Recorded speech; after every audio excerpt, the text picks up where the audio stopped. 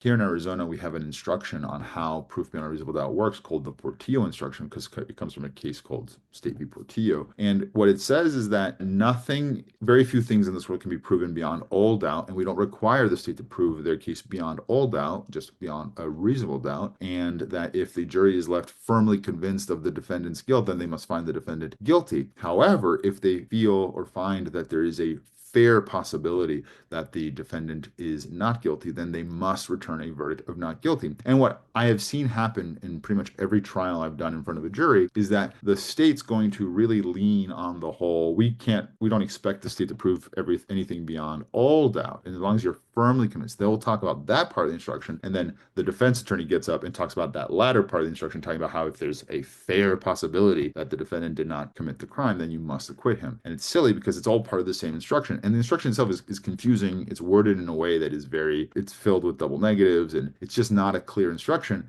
And I think that's by design. I think we don't want to give juries that kind of clarity. I don't really know why, but we don't. And juries are often left to sort of guess how they think the standard of proof beyond a reasonable doubt works. And it's uncomfortable.